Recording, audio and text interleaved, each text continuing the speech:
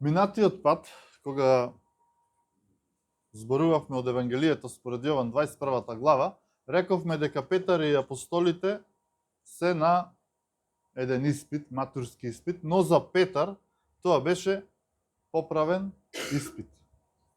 Исус 3 пати го праша: Сине Јонин, љубиш ли ме? Ова беше повторен повик за Петар, кој крена раце од се и рече: одам да ловам риба. А претходно и 3 пати се одрече од Исус. Дури и се колнеше дека него познава. Гледате до каде може да замине човек кога се одделува од Бог. Јај сега да одиме малку понатаму, бидејќи ова е многу важно, премногу важно за христијанскиот живот, би рекол да го прочитаме текстот, за да бидеме во контекст, 21 глава, повторно од 15 до 19 стих.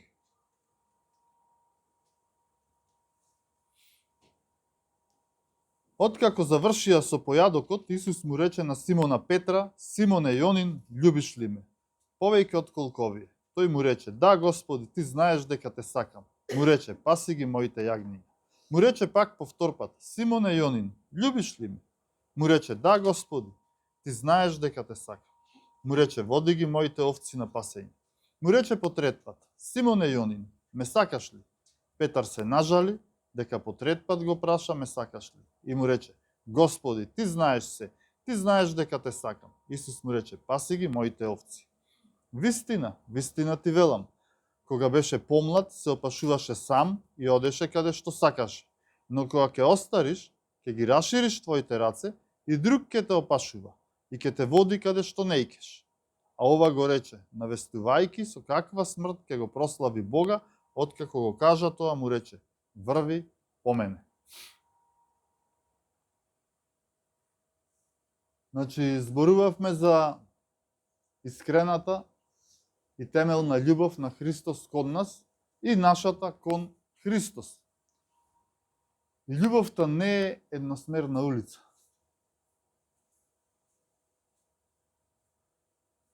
Не е само Христовата љубов кон нас, туку Христовата љубов кон нас и нашата кон Христос. И тоа е тој однос, тој темел на христијанскиот живот.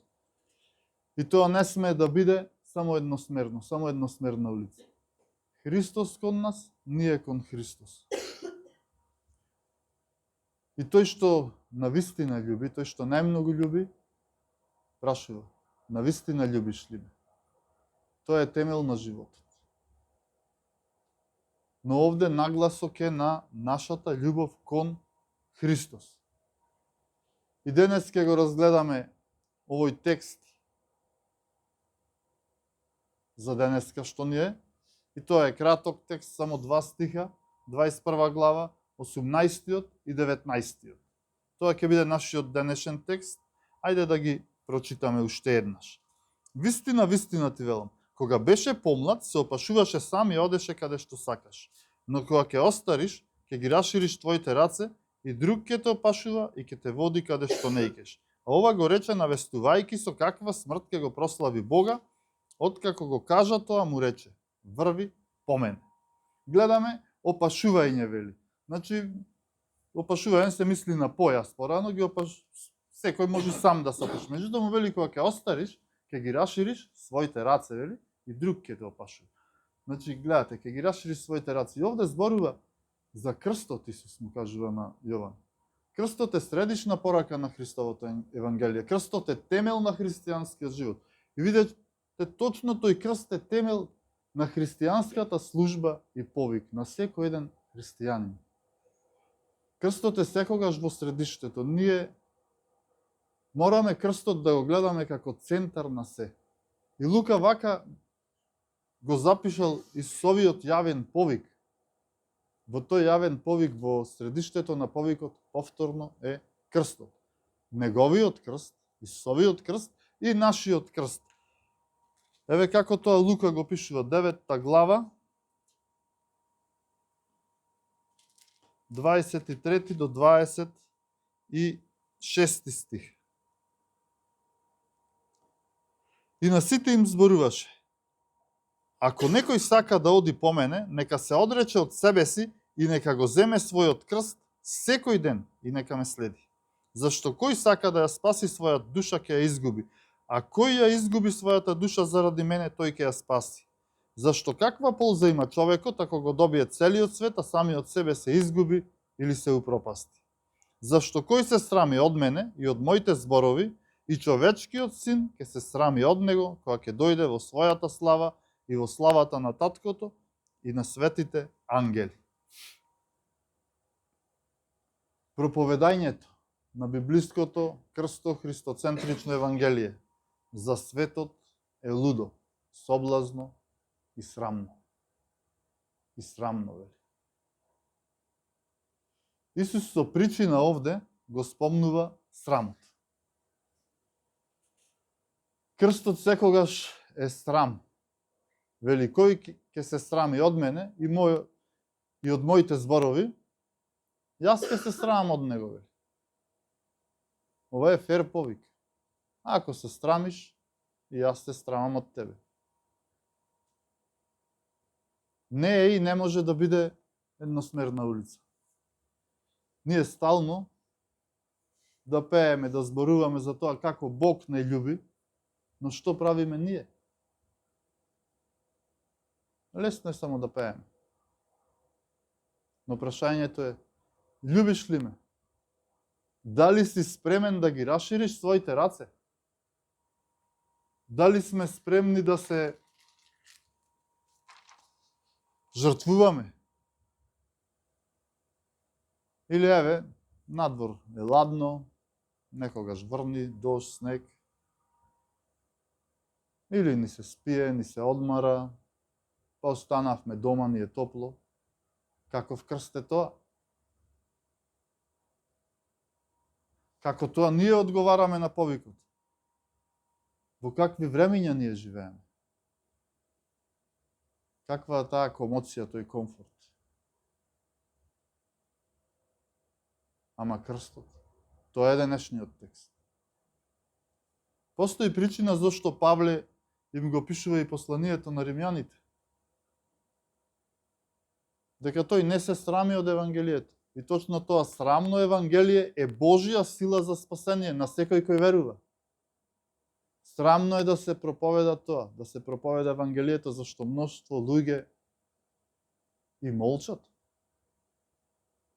Или го извртуваат и ја ублажуваат пораката за крстот. Бидејќи е лудо и соблазно. И се срамат. Срамно е тоа библиско Евангелие. Павле знае дека многу често и верните се срамат од Евангелието. Знае зашто пишува. И го охрабрува Тимотеј. Еве, што ќе му пише на Тимотеј, второ послание до Тимотеј, 1 глава, 7 и 8 стих.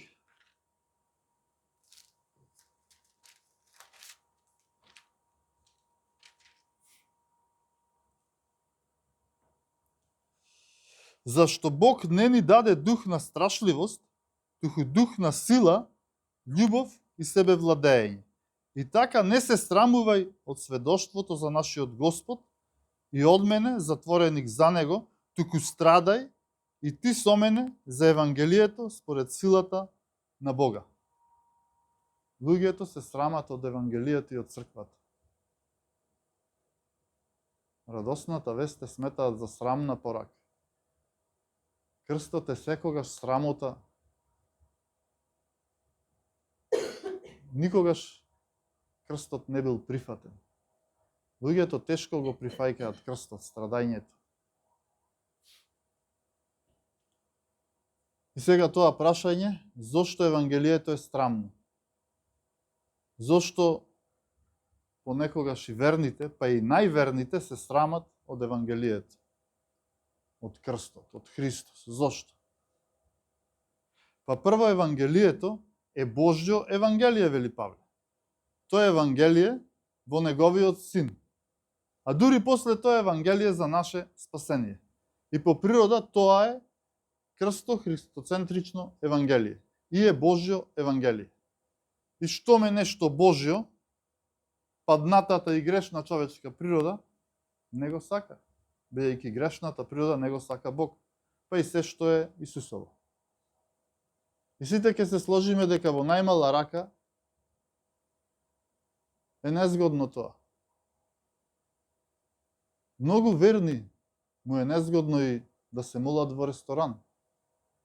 Се срамат. И се помалку верници се молат во ресторан, бидејќи се срамат. Тоа е тој срам, таа природа. И верните се срамат. Се срамат во друштво, на работа, молчат, не зборуваат за Исус, за Евангелието, за радосната вест. Не зборуваат онака како што е. Дури ја ублажуваат работата, ја поедноставуваат, па сите ќе се спасат, па сите се во ред, само некој да не замери, па дури одат до таму дека нема пекол, нема грев. И нормално, ако го нема тоа, нема и покајување. И затоа сме таму каде што сме. По природа Божјото Евангелие е свето. И тоа значи дека Евангелието го открива и го разоткрива гревот. Покрај срамот, Павле го зборува, го спомнува и стравот. Секој што зборува за христоцентрично Евангелие, мора да смета на тој константен отпор, тие константни критики и непријателство. Тоа е неизбежно, затоа што преку Евангелието на луѓето му го откриваме гревот. И затоа луѓето не сакаат да го слушаат, не ги сакаат црквите каде што се проповеда вистината. Затоа што им се открива и им се разоткрива гревот. Му се разоткрива она што го кријат и го потискаат во себе и нормално се иритираат, се нервираат и стануваат Божји непријатели, непријатели на црквите. Светото Евангелие всушност на човекот не открива каков е, не открива какви сме. Евангелието не е популарно и затоа што е исклучително. Исус е исклучителен и ексклузивен. Ексклузивен е Исус, вели, јас сум патот и вистината и животот. И никој не доаѓа при татко ми, освен преку мене. Нема друг пат. Сите други патишта се лажни. А не дека сите патишта водат кон Бог. Сите други патишта се лажни. Освен Исус. И кој би се осмелил денеска и да го рече ова, во овој денешен универзализам, во тоа денешно лажно заедништво. Па сите патишта водат до Бога.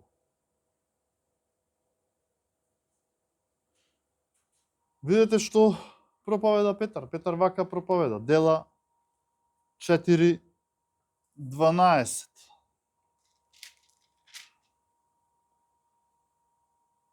Нема спасение ниту во еден друг, ниту има друго име под небото, дадено на луѓето, преку кое мора да се спасиме. Значи, нема друго име. И што е уште побитно, вели, мора да се спасиме. Не е тоа избор.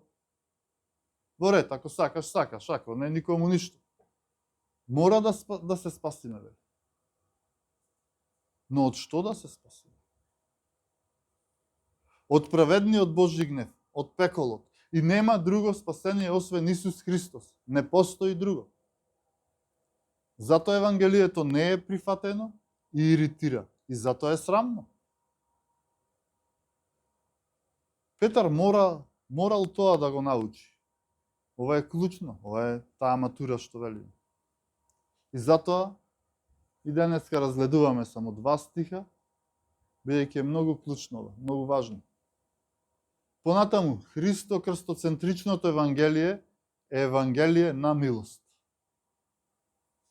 Ова е многу важно да се каже денес дека Евангелие само по Божја милост. Само по Божја милост. Што значи тоа? Тоа јасно ни зборува дека ние не дека не мораме да правиме нешто за да се спасиме, за нашето спасение, ние ништо не можеме да направиме. Ама баш ништо. Е само милост. И затоа Евангелие на милост. Бидејќи сета наша правда е валкана. Сите наши добри дела се инфицирани со грев и грешна природа. Уште во мотивот, во начинот и во целта. Зарем не е така? Затоа Евангелие на милост. Крстот ни кажува колку сме добри, во наводници. Крстот ни кажува какви сме на вистина, кои сме. Ако спасението доаѓа од законот, вели апостолот Павле, кој самиот бил доктор по закон, Павле вели тоаш Христос залудно умре. Зарем ова не е јасно? Ако спасението, оправдувањето, а кој се оправдува? Оној што е крив, значи. А сите сме криви, тогаш како се оправдуваме е клучното прашање. Значи сите сгрешија, сите се виновни, мора да се оправдаме. Се како се оправдуваме е клучното прашање. Ако спасението доаѓа од законот, од делата, тогаш Исус не мораше да оди на крстот и да умре.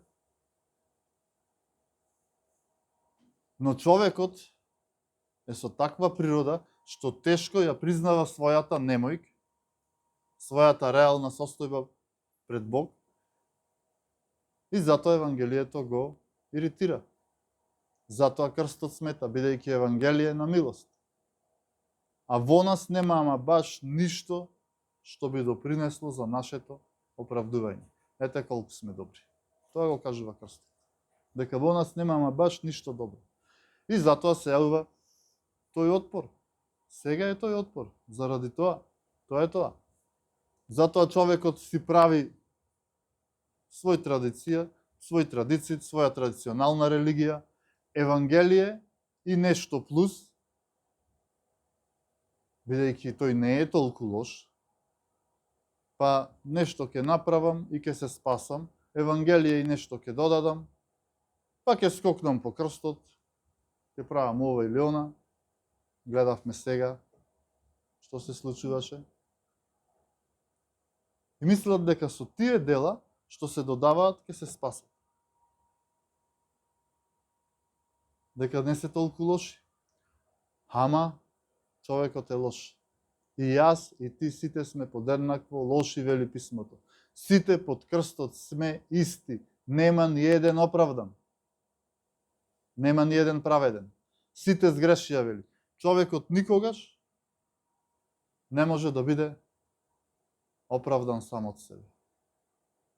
Но затоа човекот и никогаш не престанува да се самооправдува. Од утре ќе се подобра.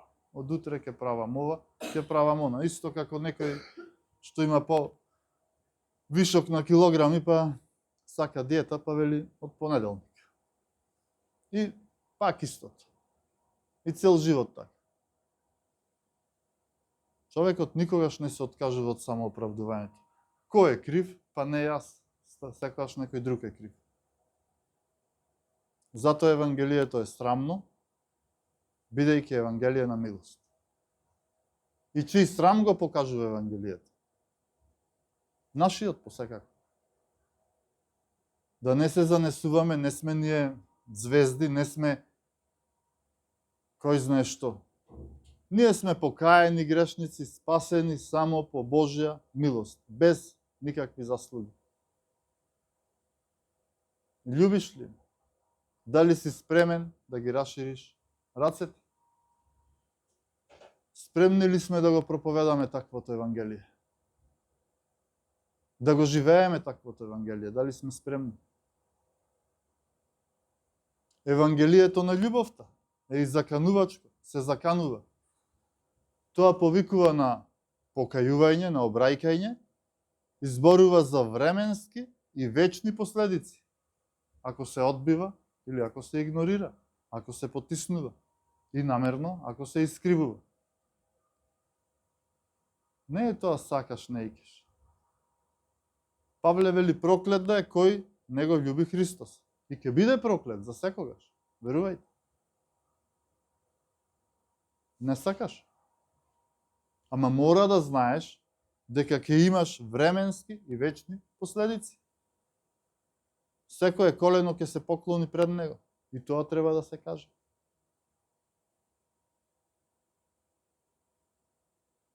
А на што е денес падната црквата? Жално. Му се умилкува на светот, го заведува, се меша со светот, сака да биде како светот. Што се ова се случува денес со црквата? Мекост, млакост. Некакво мешање со светот. Треба да се каже, не икеш, збогум и точка. Пекол заслужуваш. А што правиме ние? Како да заведуваме некоја згодна девојка, па симнуваме звезди, па вака, па така, заобиколуваме, не ја кажуваме вистината, не зборуваме за гревот, не зборуваме за Божиот гнев, не зборуваме за пеколот. Срамно е тоа, црквата го губи интегритетот. Зошто? Затоа што се одрекла од силата. А Евангелието е силата. Срамот е силата, Христос е силата. Тука е проблем. Црквата што го проповеда Божиото Евангелие, што го проповеда Христос, покајувањето, обрајкањето, нема и не може да биде пожелна во светот. Затоа таа одбивност, затоа тој отпор. Црквата, ако е здрава, ако е послушна на Господ, и ако го проповеда Евангелието на Исус Христос, таа е контракултура. Одделена е од светот. Џон Стот одамна го напишал тоа. Тогаш каде одиме заедно во светот? Заедно со светот. Љубовта кон светот е непријателство кон Бог. Значи, проповедањето на крстот е и носење на својот крст. Кој не е спремен да умри за Христос, нека не го проповеда Христос. Храброст треба. Симоне Јонин, ме сакаш ли? Петар се нажали, дека по трет пат го праша, ме сакаш ли? И му рече, Господи, ти знаеш се. Ти знаеш дека те сакам. Исус му рече, паси ги моите овци. Вистина, вистина ти велам. Кога беше помлад, се опашуваше сам и одеше каде што сакаш, но кога ќе остариш, ќе ги расшириш твоите раце и друг ќе те опашува и ќе те води каде што не икеш. Љубиш ли ме и ќе ги расшириш своите раце, тоа оди заедно. Тоа е матурскиот испит пред делата на апостолите. Нема дела без ова. Ако ме љубиш, ќе ги расшириш своите раце. Крст. Љубовта е крст. Љубовта е крст. Не е романтика, како што знаеме да зборуваме. Љубовта е распнување, жртва, срам. Гледате каква контраст е ова. Од само романтика.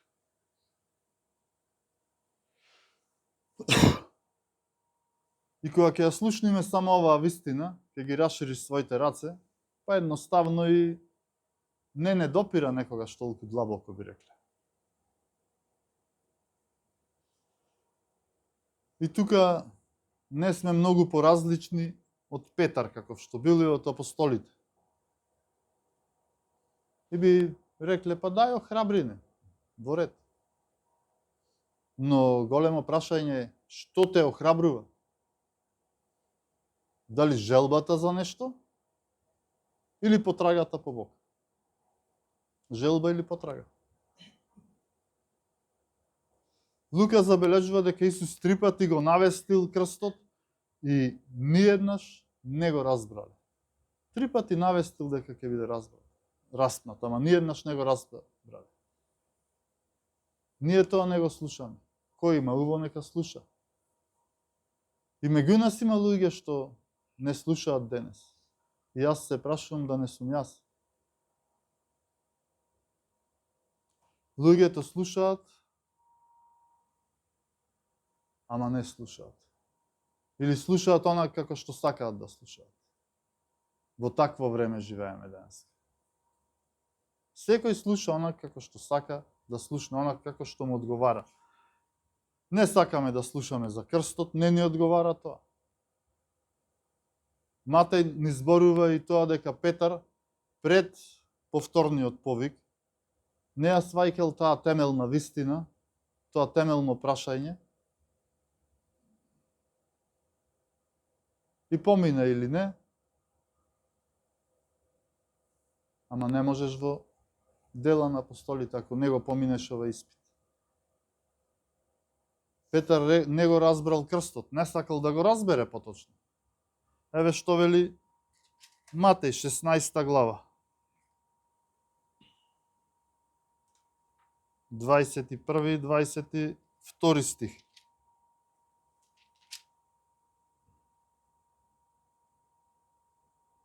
Од тогаш Исус почна да им покажува на своите ученици дека беше потребно за него да замине за Ерусалим и да пострада многу од старешините, главните свештеници и книжниците, и да биде убиен и на третиот ден да воскресне. А Петар го зеде настрана и почна да го кори велејки: Бог да е милостив кон тебе, Господи, тоа никогаш нема да ти се случи.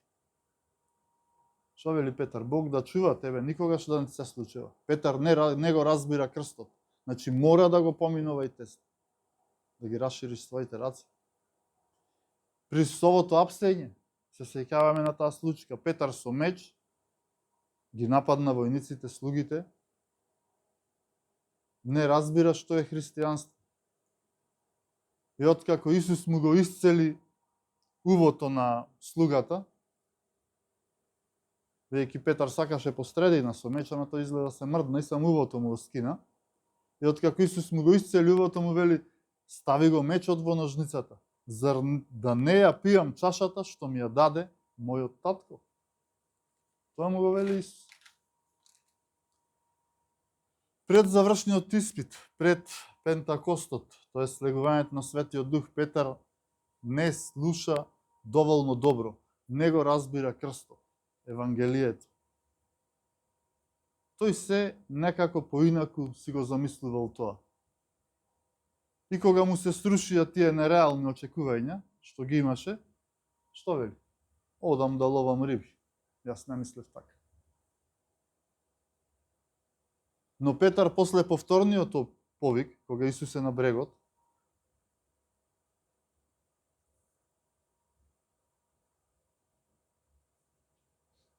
после обновувањето, слушнал и разбрал што значи љубиш ли ме, и повторно ќе ги расшириш рацете. Значи, го слушнал тоа пророштво, ќе ги расшириш рацете. Еве го тоа пророштво, точно денешниот текст, 18-19 стих. Вистина, вистина ти велам, кога беше помлад, се опашуваше сам и одеше каде што сакаш. Но кога ќе остариш и ќе ги расшириш твоите раце, и друг ќе те опашува и ќе те води каде што не икеш. А ова го рече, навестувајќи со каква смрт ќе го прослави Бога, откако го кажа тоа му рече: врви по мене. Кога остарел, прогонетиот Петар ја охрабрува прогонетата црква. На начинот што погледот на верните го насочува кон небото. Погледот на верните, на избраните им го насочува кон небото, кон вечноста. И ги нарекува патници, странци, и им пишува за вечното царство на нашиот Господ и Спасител Исус Христос. Светите, верните, во првиот век гледале на небото, не на сато. Гледале кон небото, не кон сато. Единствената надеж им било тоа, биле фрлани во арените. Но во арените не пееле, туку биле жртвувани таму. И сега што е поопасно, се прашувам јас? Да не фрлат на лавови и да знаеме на што сме, или сите заедно да пееме нешто, на кого, што, како. Што се случува? Каде е прогонството денес? Дали го има? Да, брајка и сестри. И тоа како е присутно и денес? Само во една друга форма, и тоа многу лукава форма, што ние не ја забележуваме. Овдека, во овие наши простори, каде што имаме демократија, па имаме слобода, презафатеност. И тоа е прогонство. Презафатеност. Петар научил дека проповедањето на крстот подразбира и носење на крстот и дека пред круната оди крстот. И тоа е повикот. Петар разбрал дека љубовта не победува секогаш. Љубовта денес губи. Љубовта не победува секогаш во секоја битка. Ама е непобедлива во контекст на вечноста.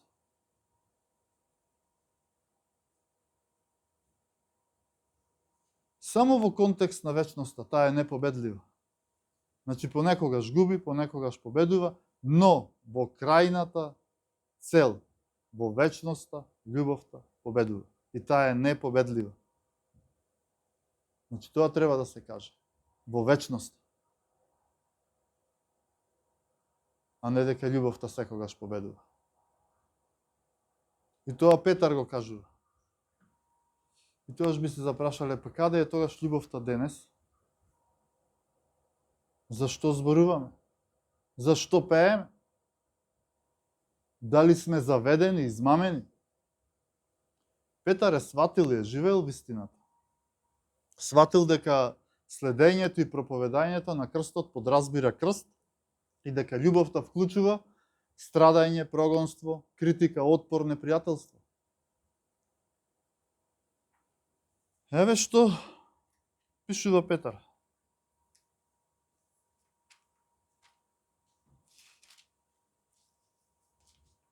Прво Петрово послание, 4 глава, 12 стих.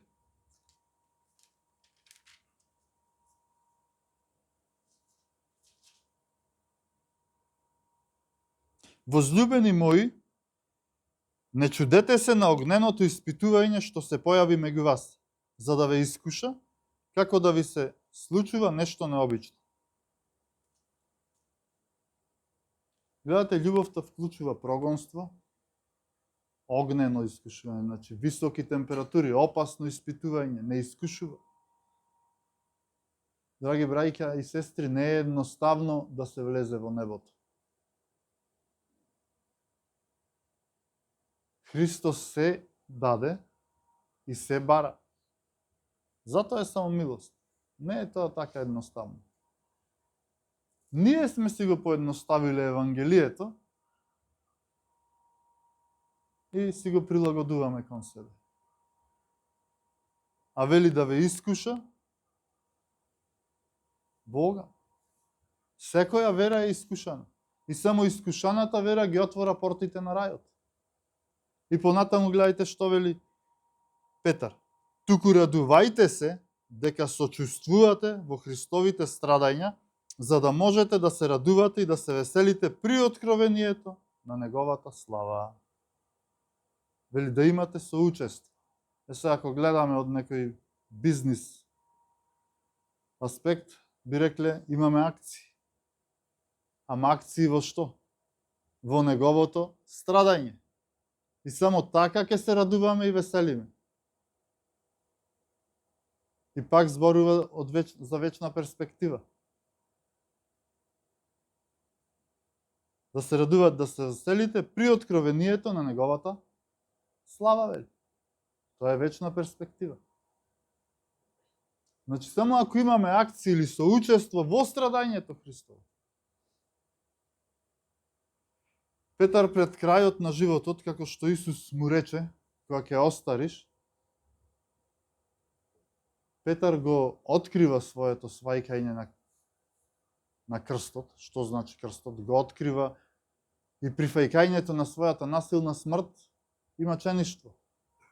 Второ Петрово послание, 1 глава, од 13 до 15 стих вели: Но сметам дека е право, додека сум во овој шатор на своето тело, да ве разбудувам со напомнување, зашто знам дека скоро ќе го оставам мојот шатор, како што ме извести за тоа нашиот Господ Исус Христос. А ќе настојувам, вие и по моето заминување, да си спомнувате секогаш за ова. Тоа е тоа апостолско наследство. Наследувањето на Христос на апостолите, од апостолите на нас. Мора да се проповеда онака како што е. Мора да се држат луѓето будни, вели постојано ќе ве разбудуваме. Да се држат кои луѓе будни? Па луѓето кои денес се опуштиле во удобниот живот, во својот комфор. Во последните времења, вели, луѓето ќе бидат какви? Саможиви сребролюбци. Или би рекол подобар превод прилагоден за денес бил презафатени ќе биде. Никој нема време. Да немаш време за Бог, тоа е безумство, вели Павле.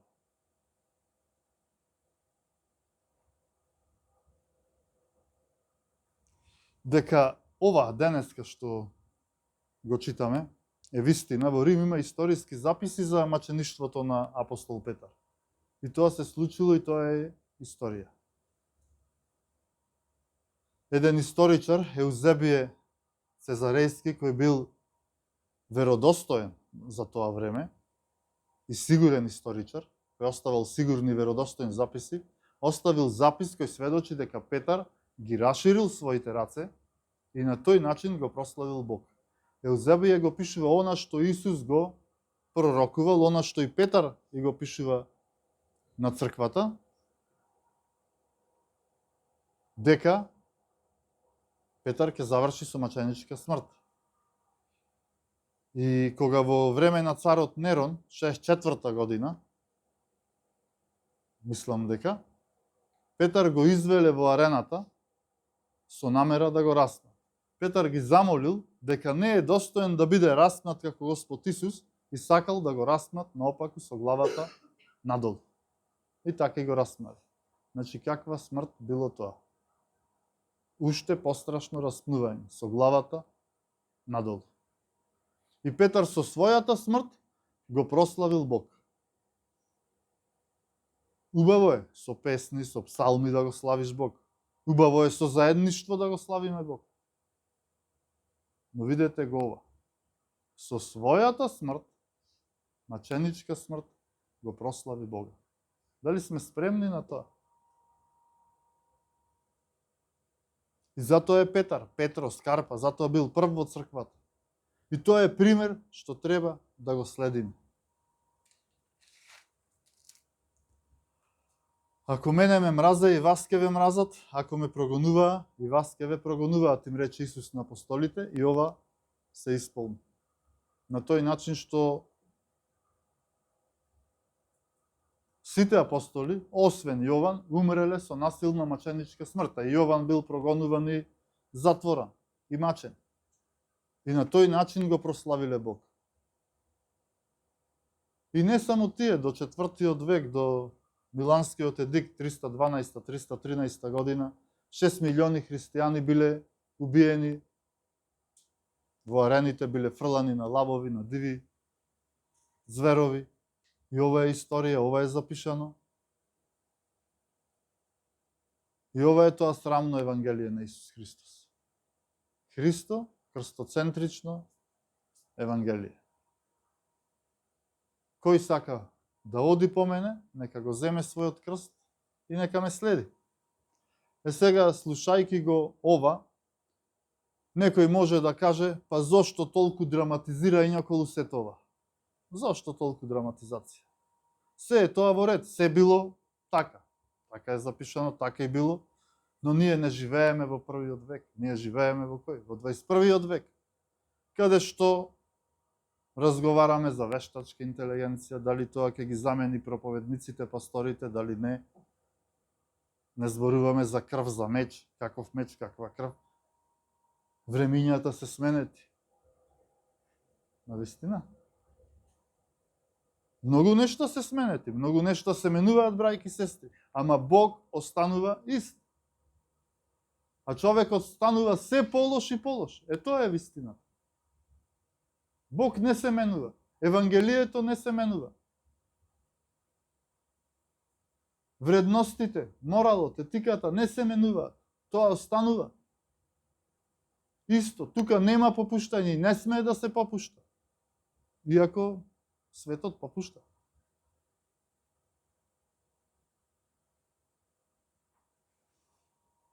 А не, како се вели. Се менува, па и ние. Не тоа. Тоа значи пат, надолу и надолу. Во 20-тиот и 21-иот век убиени се повеќе луѓе заради вера во Исус, одошто во сите 19 века претходно. Само што ние тоа овдека во наша Македонија, во Европа, не го знаеме. Живееме овде во овие простори, во време на демократија, толеранција, заедништво. Зошто толку па драма? Во Европа е мирно. За нас, но како е на Блискиот Исток, дали сте се запрашали? Северна Кореја, Африка, Сомалија, Нигерија. Ние најсвежо. И сега тоа се случува таму, во овие моменти. Исусовото пророштво од горната соба се уште е на сила. Ако мене ме прогонуваат и вас ке ве гонат, ако ме мраза и вас ке ве мразат. Гледаме што се случува. И се видете го, ова е многу важно за да го разбереме. 2 Тимотеј 3:12.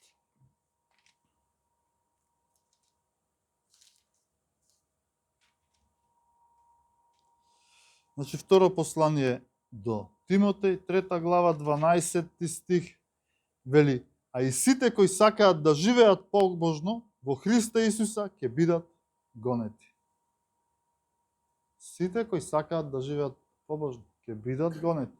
И ова е еден вид на прогонство. И одма имаме и другиот вид на прогонство. 13 стих вели,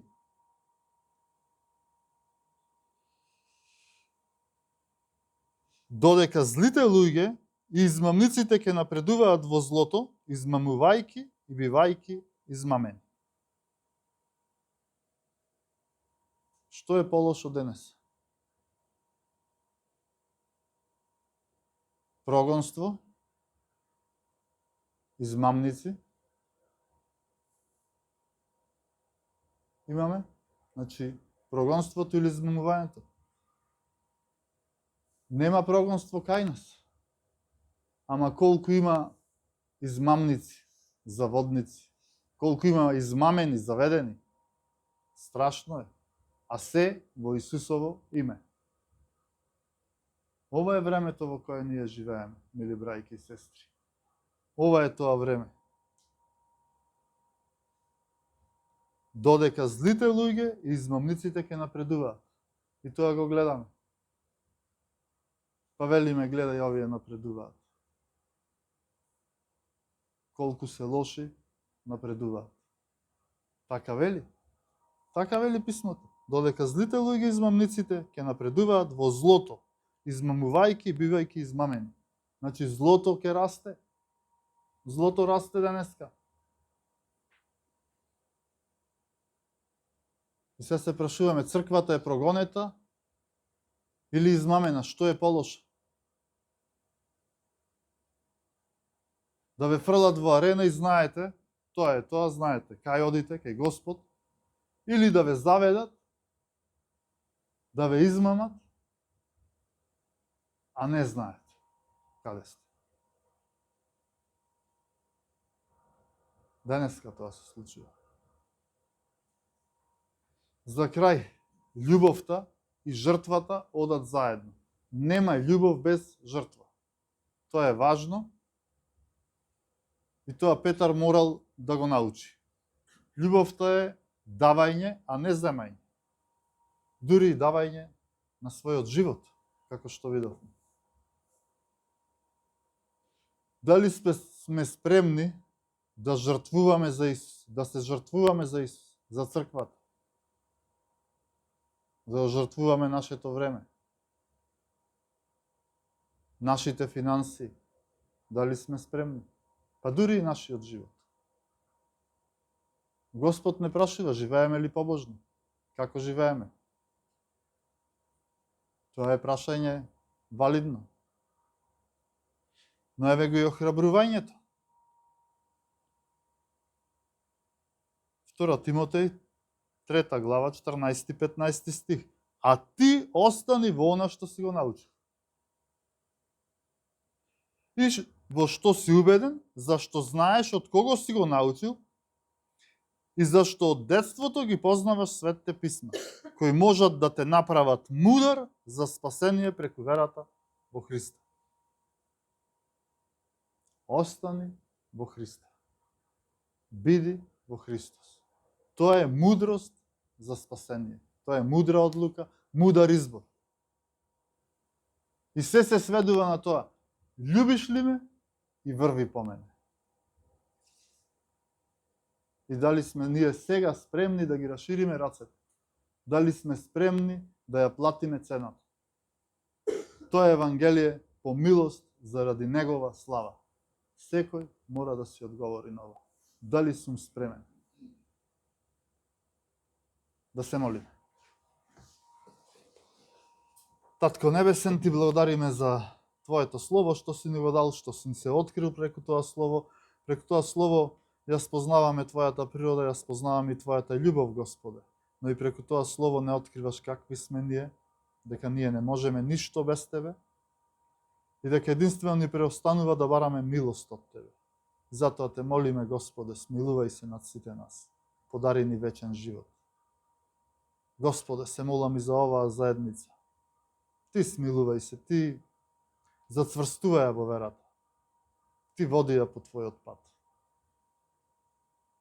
Ти, Господе, давај ни слово во устите, да не се страмиме, да зборуваме за Тебе, да го проповедаме Твоето Евангелие насекаде каде што сме, да сведочиме за нашиот Господ и Спасител Исус Христос.